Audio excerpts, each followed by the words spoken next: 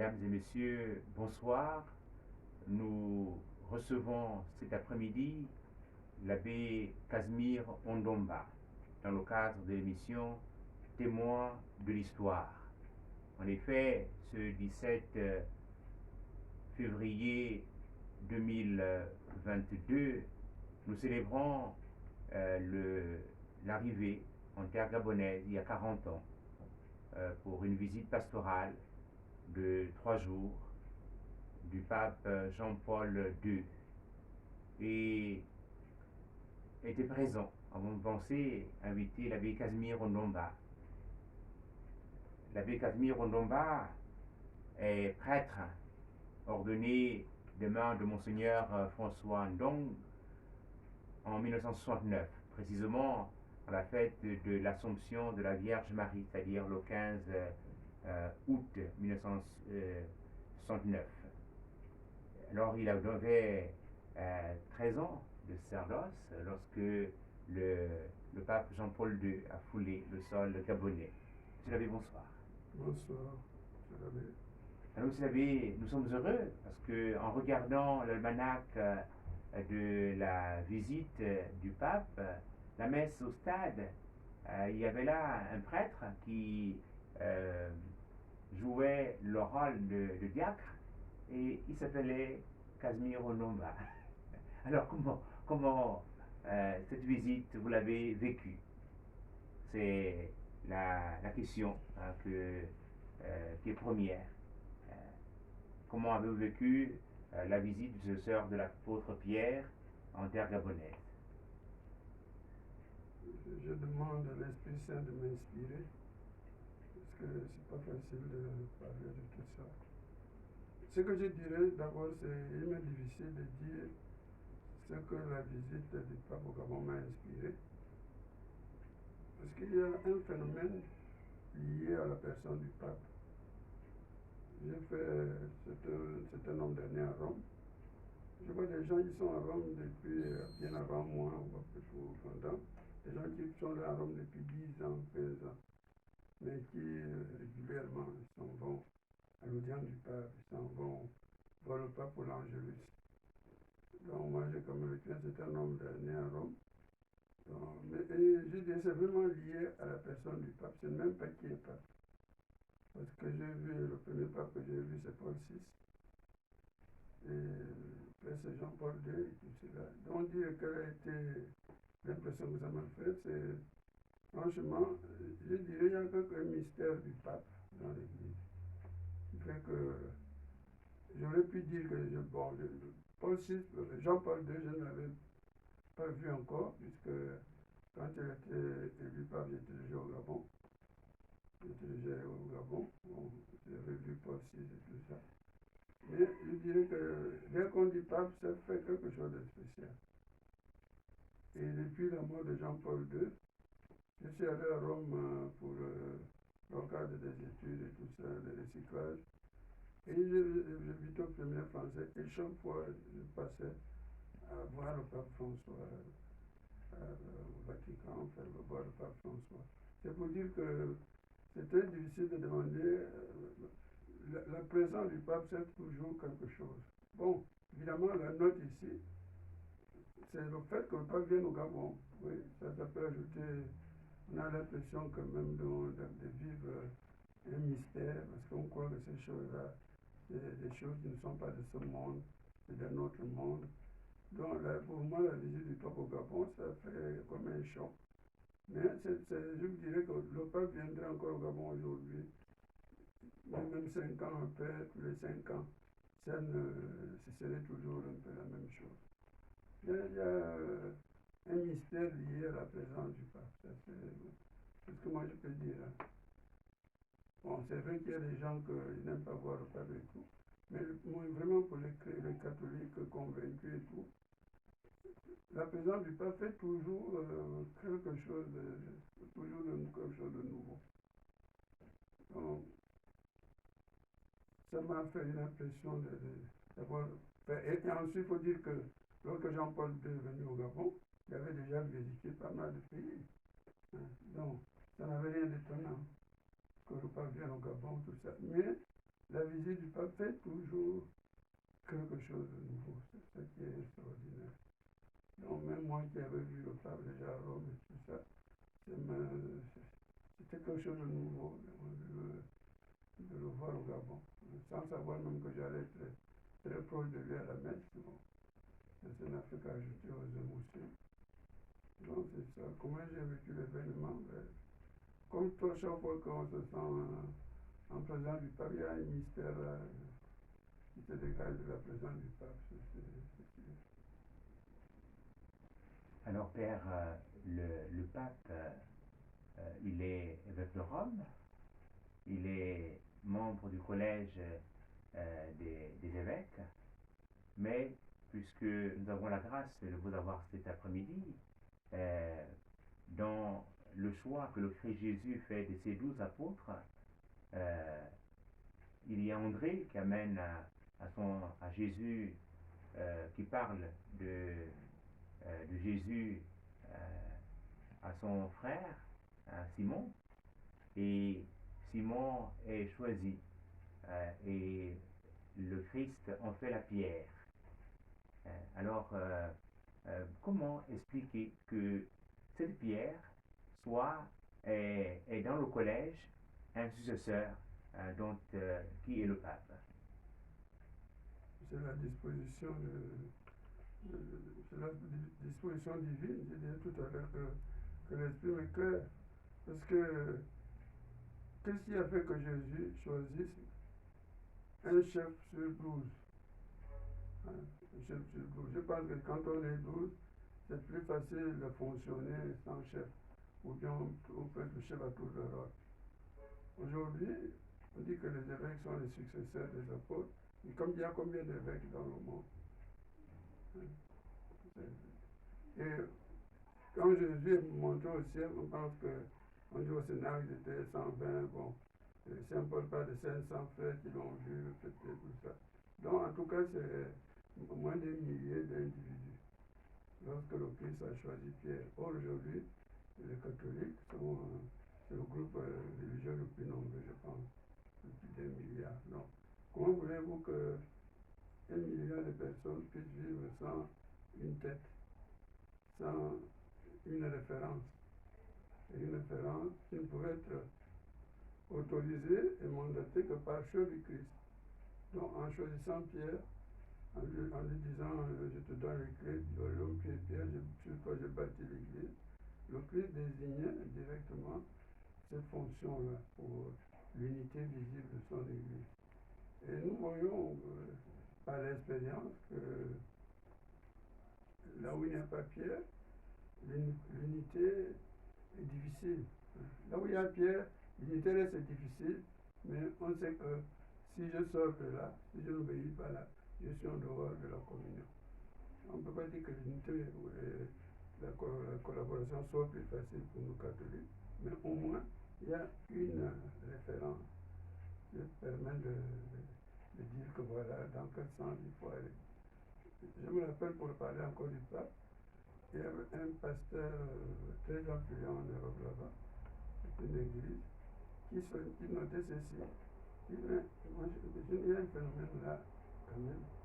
Les jeunes catholiques, ils s'en vont dans un pays, par centaines de milliers, des dizaines de milliers, à l'appel du pape.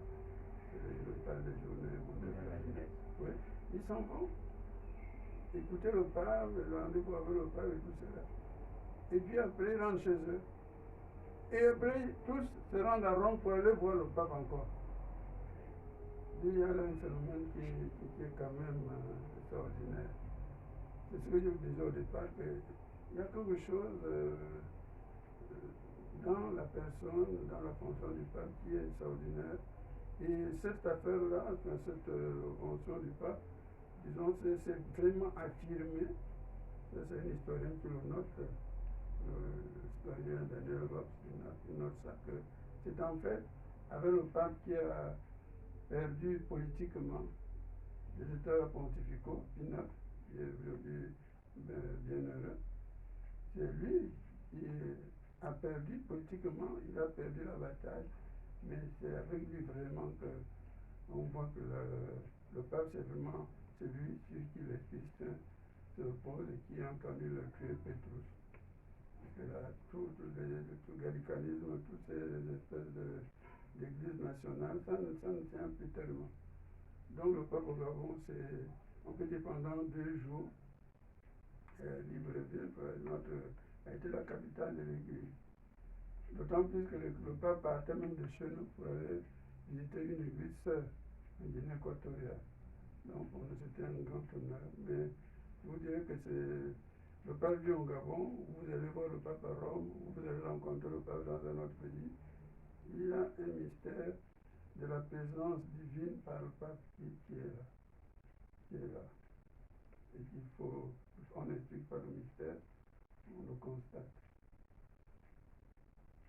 Le pape est le successeur de Pierre, et Pierre, à la belle porte du temple, il dit une parole au paralysé qui est là, et au paralytique qui lui demande de l'argent, et il dit je n'ai ni or ni argent, ce que j'ai, au nom de Jésus, je te l'ordonne, lève-toi et marche.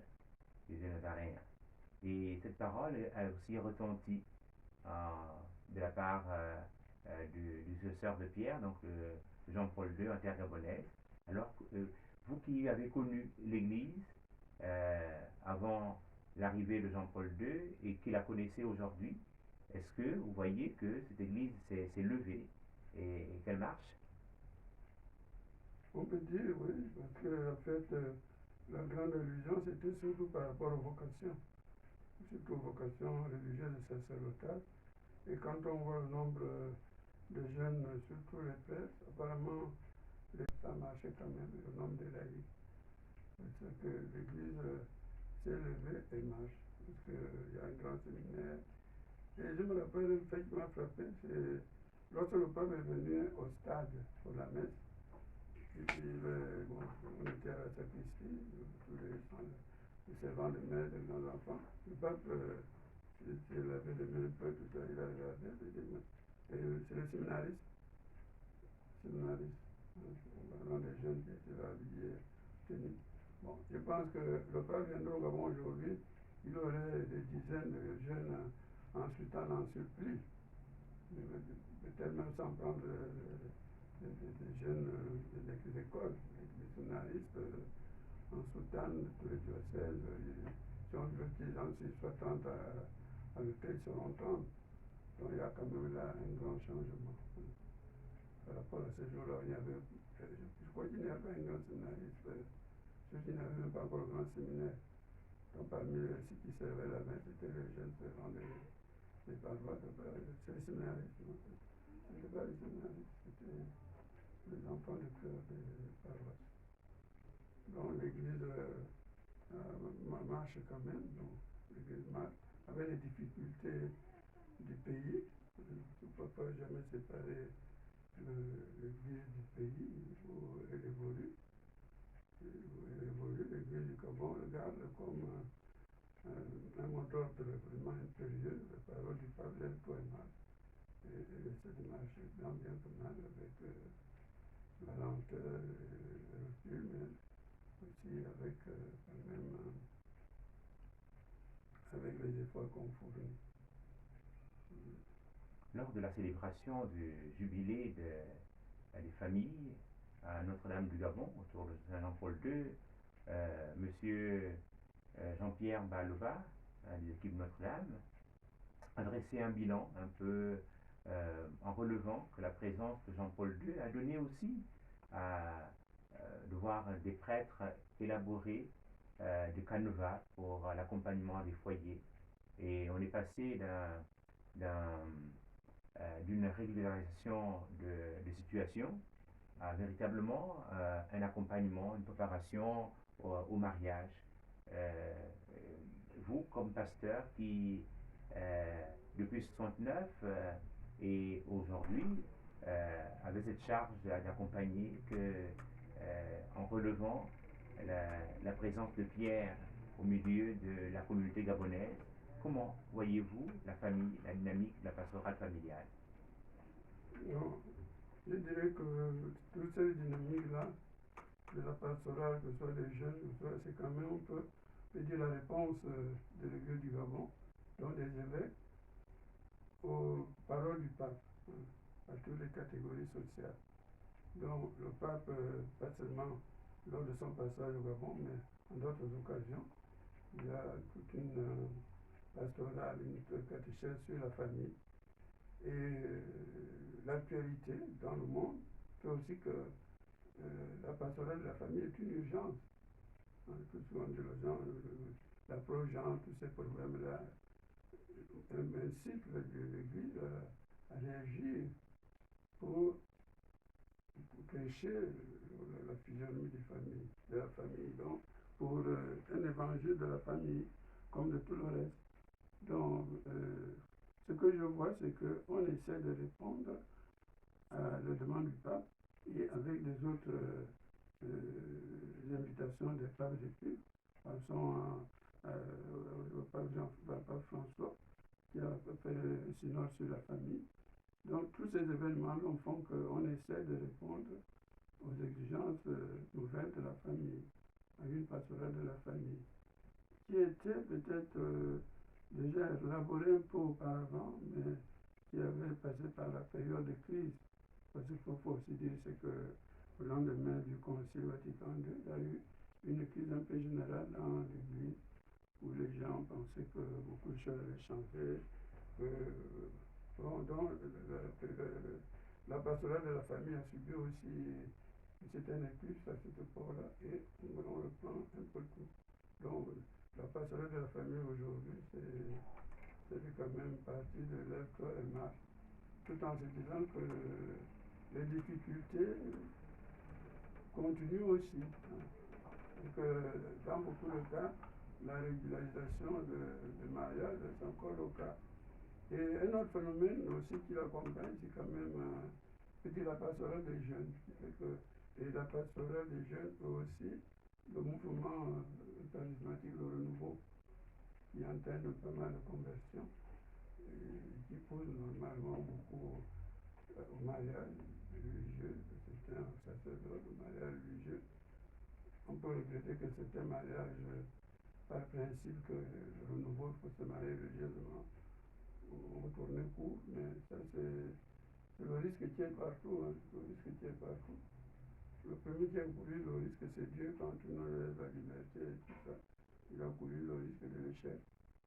Mais on peut dire quand même qu'en réponse à l'exhortation du pape de marcher, il y a tous ces aspects-là.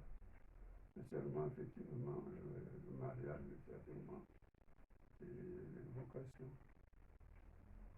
La visite de Jean-Paul II a été marquée par l'accueil du chef de l'État, de ses mémoires, Omar Bongo Ondimba, et le pape a adressé un message à la classe politique. Il a adressé un message aux jeunes, il a adressé un message aux évêques, il a adressé un message aux travailleurs, un peu à toutes les catégories de la vie sociale. Vous, ayant entendu ce message, qu'est-ce que vous retenez? Qu'est-ce que vous pouvez transmettre comme témoin de cette heure-là aux générations qui n'ont pas vécu ce temps-là et qui vous entendent cet après-midi? Il faudrait d'abord demander ce que les générations qui ont entendu ont retenu. Qu'est-ce qu'ils ont retenu? Parce que je suis étonné que du discours du pape, on a retenu que l'Église Gabon lève et marche. Parce qu'il y a une phase dans le discours du pape, ce n'était pas encore à la présidence. Quand il a été reçu par l'aéroport et tout cela. Le pape a parlé, ou bien la présidence, le pape a parlé de la culture.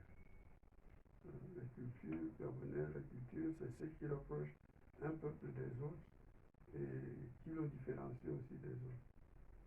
Donc, le pape a parlé de la culture. Et dans cette culture, il a lancé un mot qui aurait pu être un slogan, pas un slogan parce que le mot slogan fait un peu publicité vide, qui aurait pu être un encouragement, une invitation pressante pour nous tous les Gabonais. Il a dit, soyez fiers d'être Gabonais. Ça, c'est une phrase que j'aurais voulu qu'on répète aussi souvent que l'Église du Gabon lève pour le mal. Et quand je vois maintenant, est-ce qu'on est vraiment, ou bien est-ce qu'on a des raisons d'être fiers d'être Gabonais? Parce que c'est vrai, on peut être fier du Gabonais parce qu'on est arrogant, parce qu'on est ignorant, parce qu'on ne se rend pas bien compte des choses. Il y a des gens qui se glorifient des choses dont ils ne devraient pas se glorifier. Mais est-ce que sont les motivations ou les raisons que nous avons aujourd'hui d'être fiers d'être Gabonais? Moi, il y a des fois où j'ai honte d'être Gabonais, parce que quand les autres se moquent de nous, il ne faut pas se le cacher. Hein. Le Gabonais prête le femme la moquerie depuis un certain temps, par notre gestion des choses, par notre turpitude, la loi sur la pédophilie, enfin, ou des choses comme ça. Donc, on enlève le chien, les nouvelles du monde des sports, et tout ça, hein, la façon de jouer avec la politique et tout cela. Et surtout le développement. Hein. Quand il y a des fois quand je travaille, d'abord je ne le fais même plus, je ne voyage plus tellement. Et fois quand je voyageais encore un peu, tu as honte d'être Gabonais parce que quand on voit l'état de la route, tu viens du Cameroun, tu viens de Guinée, tu vois la route, ah, le Gabonais, on est riche, on est ici. Nos étudiants à l'étranger, tu entends les nouvelles, nos présentations diplomatiques, les difficultés et tout. Je ne sais pas si vraiment. Et dans notre capitale, on arrive, les routes, la voirie, certains coins et tout ça. Ben, on a dit, est-ce qu'on a vraiment des motifs d'être fiers d'être Gabonais? Mais attention, ceci, il ne faut pas être à l'impossible nul n'est tenu. À l'impossible nul n'est tenu. On ne doit pas être trop sévère envers son pays qui est encore assez jeune. Mais le problème est justement le suivant. Avec les moyens dont il faut, est-ce que le Gabon a le développement qu'il mérite? Parce qu'il ne faut pas demander à un pays ce qu'il ne peut pas faire. Il ne faut pas demander à un pays ce qui dépasse ses possibilités. C'est comme l'individu, mais la question fondamentale est que le Gabon n'a pas les moyens de sa politique de développement. Est-ce que le Gabon n'a pas les moyens de soigner toute sa population? Est-ce que le Gabon n'a pas les moyens de nourrir sa faible population? C'est ça, parce qu'on a les moyens. On a les moyens. Je disais l'autre jour dans un journal qu'il y avait l'ambassade, je crois, du Japon qui avait donné une radio, la radio de l'hôpital de 52 millions. Je ne sais quelle structure sanitaire, des radios pour malade et tout. 52 millions, ça fait, à multiplier par 10, hein, ça fait un demi-milliard. Le Gabon ne peut pas trouver un demi-milliard pour donner une radio à chaque chef-lieu de province. Bon, tout le monde sait chef-lieu de province. C'est ce que même un individu gabonais peut faire. Un individu gabonais peut faire donner son demi-milliard pour équiper tous les hôpitaux provinciaux. Et avec ça aussi, bien sûr, former les jeunes. Je peux pas parler de l'université, former les jeunes et tout ça. Alors, quand vous fréquentez nos jeunes de l'université, ils ne savent même pas quel semestre ils sont. Les gens qui ont eu le bac en telle année, on ne sait même pas quelle année ils sont rentrés. Et je terminerai sur ce petit souvenir-là. C'était l'année dernière en juin, je suis allé à un mariage d'un jeune, ami Colombo. Le mariage s'est célébré très tard, pas pour quelle raison et tout.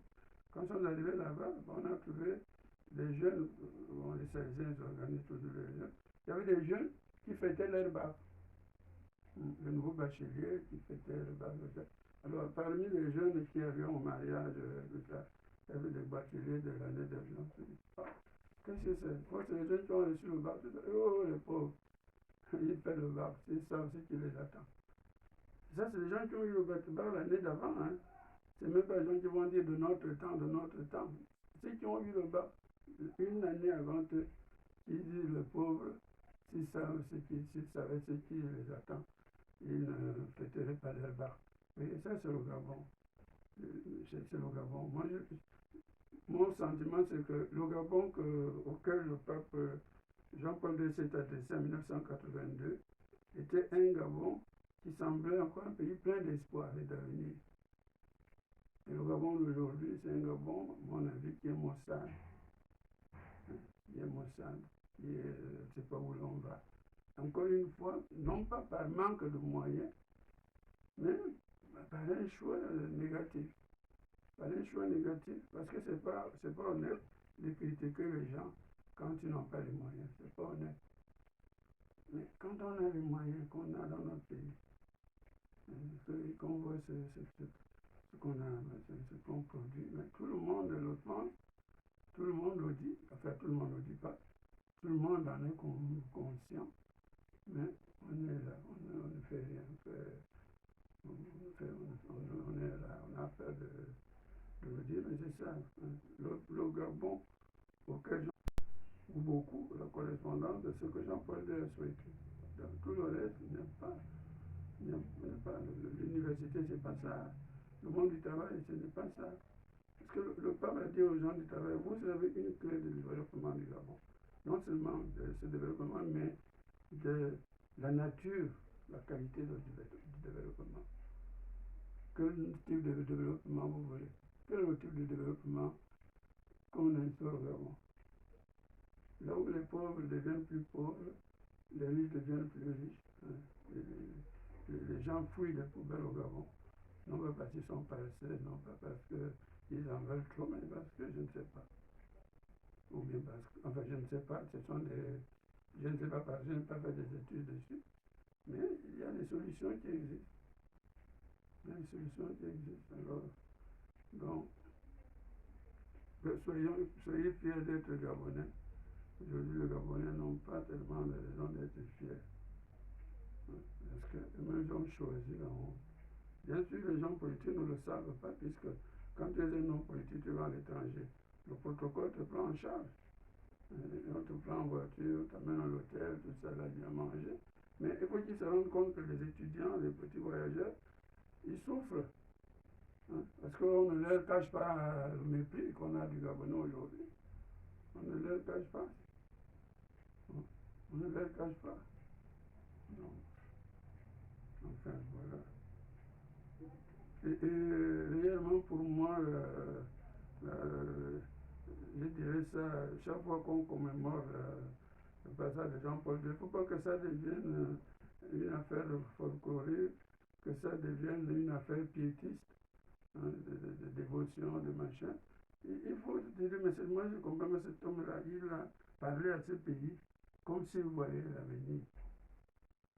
Tout. Ça n'a pas été un voyage pastoral, mais justement la pastorale consiste à examiner toute la vie des gens.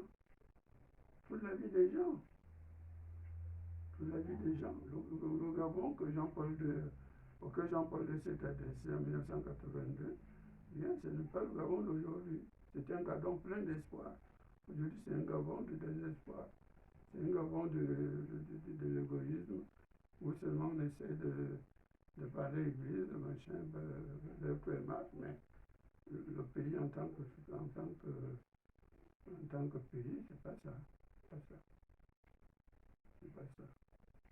Je regrette peut-être d'être hors sujet. Quand on me demande mes sentiments par rapport à Jean-Paul II, moi je ne peux pas aller dans la joie que... Non, je dis la présence du pape, ça c'est un phénomène extraordinaire. Je pense que même les gens qui sont, les gens qui travaillent à côté du pape, le secrétaire, ils doivent peut-être ressentir la même chose tous les jours quand ils le rencontrent. Parce qu'il y a il y a un charisme sur cet homme-là, sur cette fonction plutôt, qui fait que c'est quelqu'un, c'est un homme à part, c'est une fonction à part, parce que c'est vraiment le vicaire du Christ. Le vie du pape Jean-Paul II, faut en tirer tout le profit qu'il faut. Le Gabon est en crise, et cette crise-là, parce qu'on n'a pas écouté le discours du pape. Le pape Gabon était, l'église était en crise aussi. Bon, on a écouté. Peut-être le Gabon, dans le reste, ne se croyait pas en crise. Et donc, bon, c'est le boom pétrolier. Oui, c'est ça, le boom pétrolier, c'est ça. Oui. C'est le boom pétrolier, mais le pétrole a servi à quoi? Le pétrole a servi à quoi? Combien de kilomètres de route? Et le pape, en regardant ce qui revenait parce qu'il cite le Port Gentil, de Mwanda, et lui qui a travaillé 4 ans dans la carrière, donc il s'est identifié à ces gens. Et comme vous disiez, le pape s'est adressé à un Gabon plein d'espérance. Oui. Et nous-mêmes, on y croyons aussi. Bon, nous-mêmes, on y croyait pleinement. Nous-mêmes, on y croyait.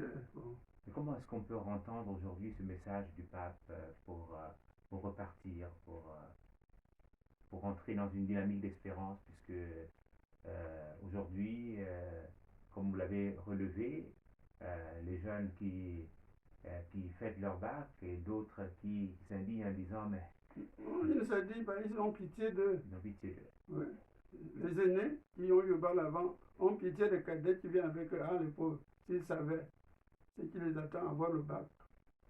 Déjà, le parcours du combattant pour se faire inscrire, les bourses qui ne viennent pas, on devrait aller où les salles n'existent pas, tout ça là.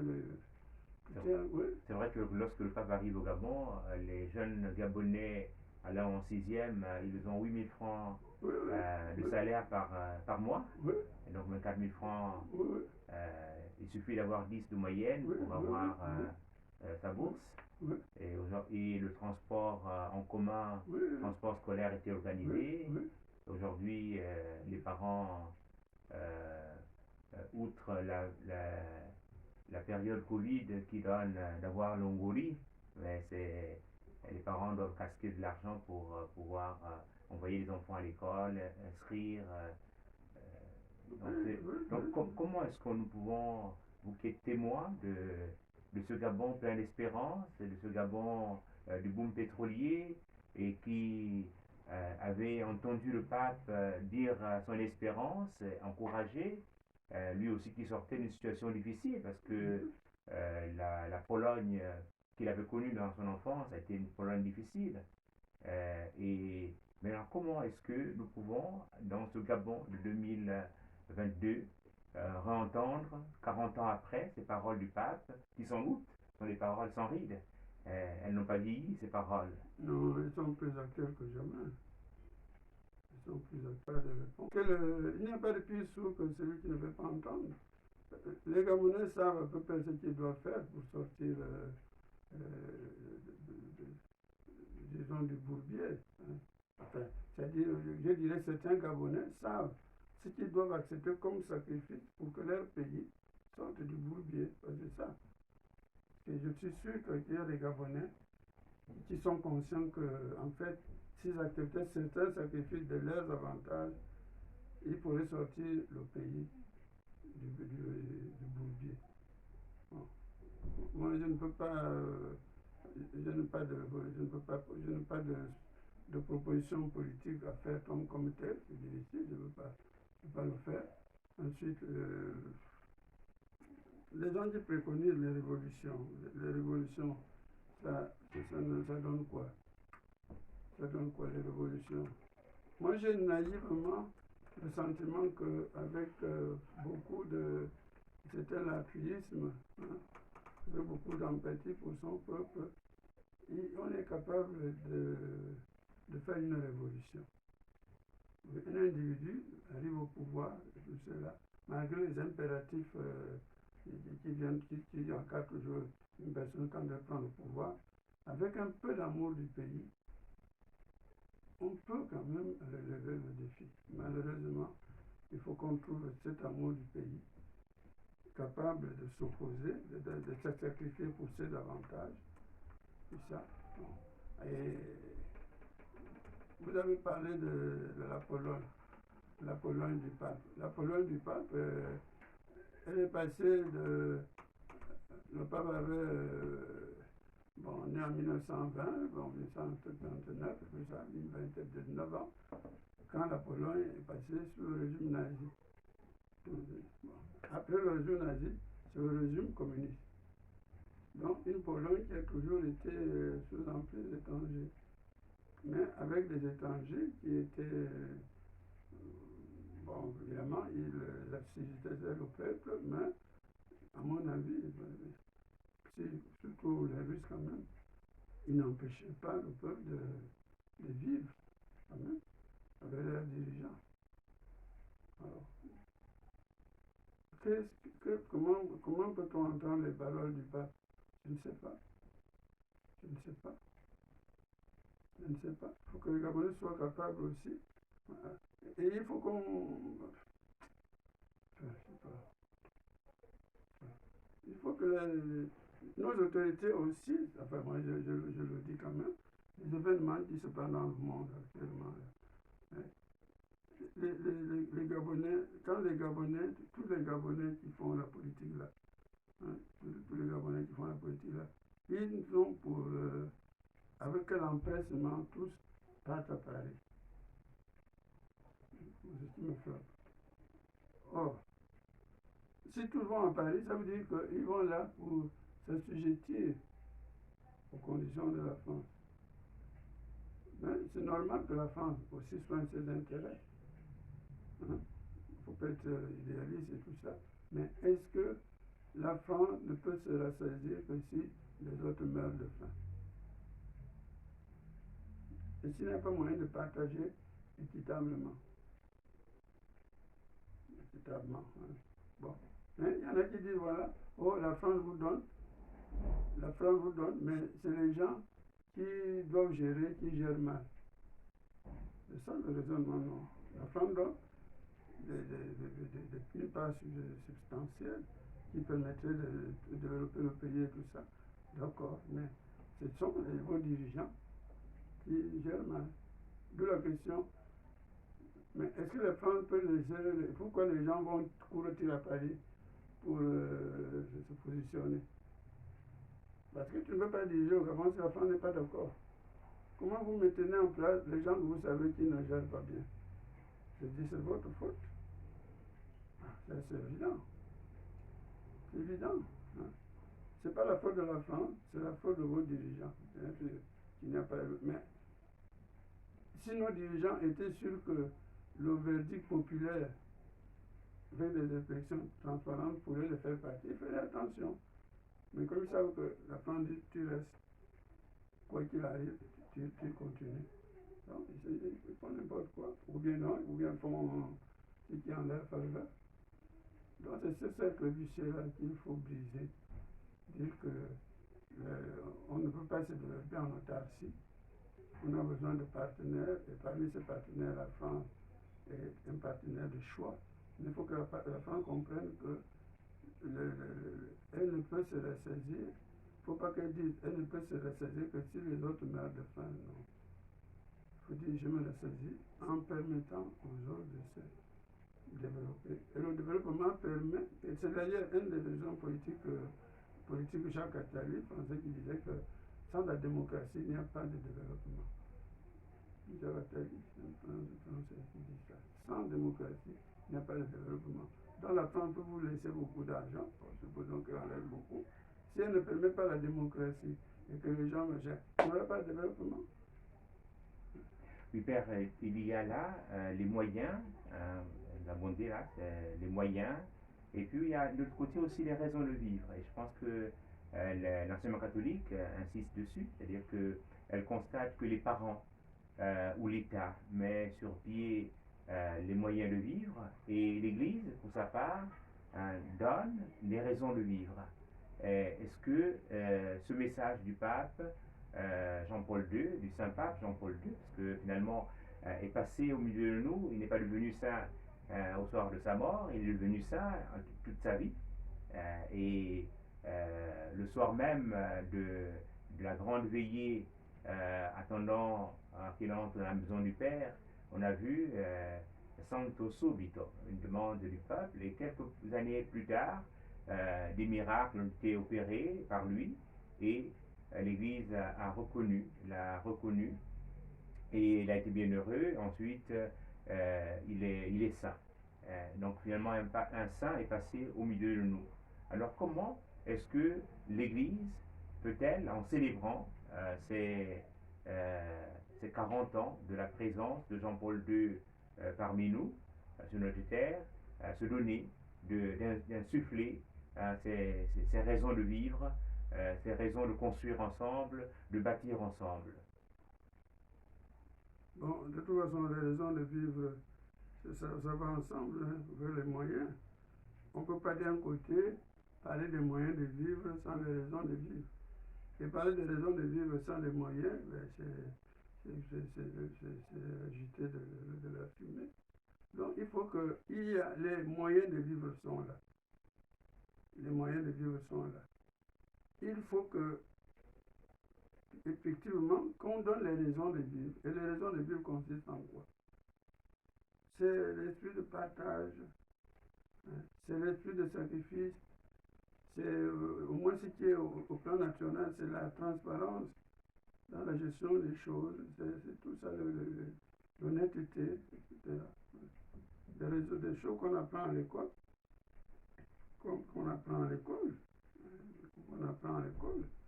et pas seulement à l'école catholique. Il y a l'instruction civique qui est une matière dans tous les établissements. L'instruction civique doit se faire partout. Donc, je ne serais même plus pour dire l'église et les parents et machin. Non. Quand nous étions jeunes, c'est pas pour faire la nostalgie. Non, nous sommes bien dans cette émission, le témoignage. Oui, je veux dire que moi je ne séparerais même pas l'église d'un côté, les parents de l'autre, l'école. L'école catholique, et c'est vrai que quand nous étions jeunes, ce qu'on appelait l'école laïque, on ne faisait pas le catéchisme ni la prière. Mais l'école soi-disant laïque enseignait le civisme. Il enseignait le civisme, la conscience professionnelle, le champ patriotique. Bon, donc, il n'y a pas un citoyen. Bon, il y a des spécialités, des spécificités. Une école catholique, une famille chrétienne, il y a des choses, des raisons de vivre supplémentaires, mais il y a quand même une base sur laquelle on doit se former. Une base civique. Base civique. Pour tout le monde. Et le premier qui doit en profiter, c'est l'État. C'est l'État qui profite de la qualité des citoyens qui sont formés. Donc, à partir du moment où l'État, ce qu'on entend, il peut y avoir des brebis galeuses partout, ça c'est inévitable. Mais il faut d'abord quel est le système qu'on choisit. Quel est le système qu'on choisit. Je me dis parfois là que, bon, nous dans l'Église, on a un système. Et on sait qui réussit, qui ne réussit pas. On sait, vous pouvez parler de Jean-Paul II, voilà, quelqu'un qui a réussi pleinement jusqu'à devenir saint. On sait que ça, c'est pas bon, ça, c'est mauvais. On sait ce qui observe ce qui est bon, ce qui ne les observe pas. On ne les condamne pas, ou on les punit, ou on essaie de les restaurer ou de les soutenir, mais en tout cas, il y a une différence entre le bien et le mal. Je me demande aujourd'hui au système gabonais, quel exemple on donne à nos jeunes de réussite sociale? Quand le jeune gabonais regarde, voilà un tel, je l'admire. Tu l'admires pourquoi? J'ai l'impression que les gens qu'on admire, c'est les gens, lorsqu'on apprend qu'ils sont malades, ils sont morts, les gens ont envie de boire. Hein? Les gens qu'on envie. Donc on admire, quand on apprend qu'ils sont malades ou qu'ils sont morts, les gens, le peuple a envie de chanter, de jouer. Est-ce que c'est ça, la réussite? Oui, ce qui veut dire qu'il y a quelque chose qui ne marche pas. Oui. Donc il veut rentrer dans une dynamique de compassion. Oui, oui, de compassion, oui. Oh, on a du bon débat là. Oh, le Seigneur nous a délivrés de tel ou tel que c'est a fait pour le peuple. C'est ça que, c'est pour ça qu'il dit que l'histoire des raisons de vivre et les moyens de vivre, ça ne doit pas être, être différent, ça ne doit pas être trop différent. Parce que il y en a qui sont d'abord effectivement pour nous donner les moyens de vivre, les hommes d'affaires, les commerçants et tout, mais les autres, un développement, ça se réfléchit, vous voyez. On réfléchit. On réfléchit. Qu'est-ce que nous voulons? Or, on a l'impression que ce qu'on veut, c'est une jeunesse sans référence, une jeunesse qui se drogue. Je ne dirais pas que la drogue est fournie par les autorités et tout, mais il y a une façon de lutter contre les choses. On va dans les écoles. Vous voyez qu'au Gabon, si réellement on dit un enfant, s'il y a telle chose, on appelle tous les parents pour dire qu'il ne faut pas que vos enfants aient des couteaux à l'école et tout cela. Si le Congo va le punir, ben, ça va être difficile, mais ça finira par rentrer. Or, qu'est-ce qui arrive?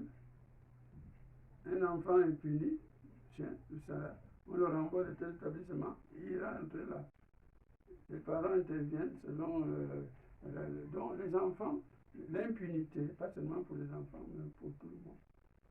Ça joue. Donc, c'est un peu ça. Les raisons de vivre doivent être les mêmes, sans que tout le monde devienne une société, je dirais, embrigadée, non. Il y a un minimum sur lequel on peut s'entendre, un minimum de valeurs sur lequel on peut s'entendre, tout en sachant que celui qui ne les suit pas, ben, tu es en faute. Celui qui ne peut pas marcher. Mais aujourd'hui, on a comme une confusion entre le bien et le mal. Entre le bien et le mal. Père, puisque la fonction dédiée à un saint est d'intercéder, quelle intercession peut-on adresser à Saint Jean-Paul II pour, en commémorant ses 40 ans au milieu de nous, pour que la barque qu'est ce Gabon puisse, en battant pavillon, retrouver sa noblesse, retrouver sa dignité? Ouais. Je dirais à Jean-Paul II que pour venir au Gabon, il a eu certainement, tous ces discours répondaient aux descriptions qu'on lui a faites. Hein, la sociologie, ce qu'on lui a décrit comme difficultés au Gabon, l'église, tout cela. Ça répondait à la physionomie du Gabon, tout ce qu'il a dit. Alors, il n'y a qu'à lui rendre ça que maintenant que vous êtes de l'autre côté là-bas, transformez les mêmes réponses que vous avez trouvées pour nous parler, transformez-les maintenant en intention de prière pour nous, auprès de Dieu. Hein, en disant que ce que vous avez vu, ce qu'on vous a dit, vous le voyez même mieux maintenant. Et ce qui est plus grave encore là-dedans que lorsque vous êtes passé ici. Donc, transformez ça en intention de prière pour nous auprès de Dieu. C'est ce que nous faisons dans le prière universel. Ce qu'on a vu, ce qu'on a décrit, on transforme ça en intention. Prions le Seigneur, c'est ça. Donc, nous avons les jeunes de l'Église, le monde politique, soyez fiers d'être Gabonais, tout cela. Eh bien, Saint Jean-Paul II, toi-même tu sais pourquoi tu as dit cela. Eh bien, Dieu au Seigneur, avec la Vierge Marie que tu aimais beaucoup, dont tu as été servi comme les servis qu'on a servi aujourd'hui, eh bien, qui jette un regard de miséricorde sur le Gabon. Que le pape, que Saint Jean-Paul II puisse jeter un regard de miséricorde sur notre pays. Qu'il prie. Le Dieu de miséricorde qui a tellement célébré. C'est pas lui qui jette. Enfin, moi je ne sais pas comment Dieu fait. Dans son intercession, puisse intercéder afin que. Ou bien que Dieu lui accorde, il dit bon, je ne sais pas, Dieu dit bon, vas-y, va leur donner ce que tu veux leur donner, je te donne Bon, on peut imaginer. Oui. Sainte Thérèse disait que je passerai du bien faire. Ah, mon ciel a fait le bien sur la terre. Oui, donc que Dieu lui donne toutes les grâces pour le Gabon, qu'il vient distribuer. Merci, l'abbé Casimir. C'est une joie pour nous de vous approcher, une joie pour nous euh, de vous écouter et aussi que nous ne puissions pas passer le père de notre temps. Déjà, comme le disait Monseigneur Jean-Patrick Ibaba, il y a quelques semaines, à l'occasion de la messe célébrée pour la pastorale de la femme, mais qu'on puisse équilibrer entre la prière, la réflexion et puis l'action. Et cela aussi que vivent les moines, ora et labora, un pays et travail. Donc célébrer les 40 ans de la présence de Jean-Paul II au milieu de nous a été aussi une occasion, non pas seulement de célébrer l'Eucharistie, mais de la réflexion, partant de la colline Notre-Dame du Gabon, au sanctuaire. Il y a eu des exposés sur la famille, sur la présence de l'homme qui a été au milieu de nous. Et à notre cœur immaculé de Marie, avant-hier, il y a eu aussi des conférences portant sur le travail, partant du message du pape Jean-Paul II aux travailleurs au Gabon, et une relecture de ce message de Jean-Paul II aux travailleurs.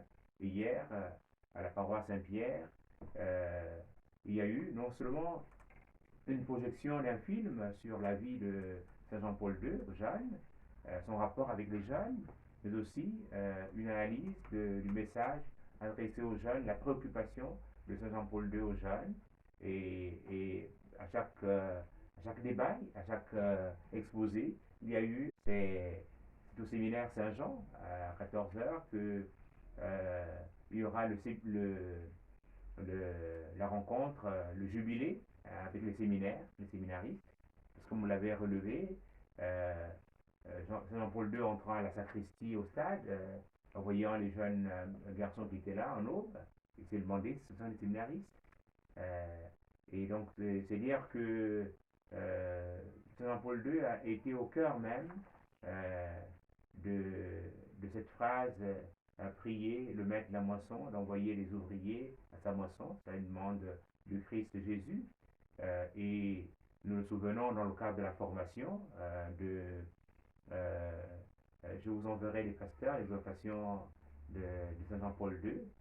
Donc il avait ce souci, et nous pouvons rendre grâce à Dieu puisque en 1994, nos évêques ont ouvert le grand séminaire national Saint-Augustin, mais bien quelques années bien avant, les pères spiritains ont délocalisé leur philosophat qui était à Bangui, en Centrafrique, pour le mettre ici au Gabon, à Libreville, où se trouve le site actuel du grand séminaire Saint-Augustin.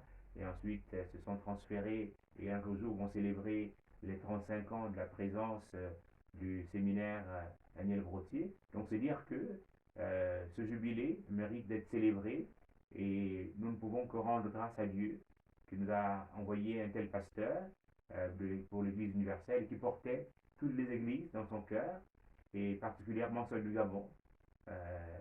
Nous voulons, Père, au terme de cette émission, vous dire merci pour votre disponibilité et pour cet échange à cœur ouvert.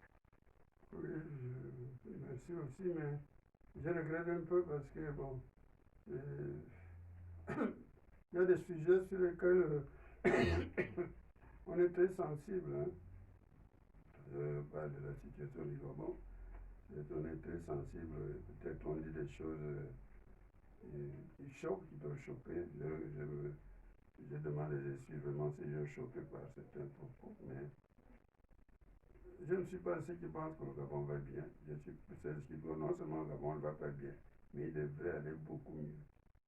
Il devrait aller beaucoup mieux. Et on peut y arriver avec les dirigeants qu'on a avec nous, mais il faut que nous ayons une conversion. Conversion mentale, une conversion. C'est ça. Merci, Père. Le mot de la parole.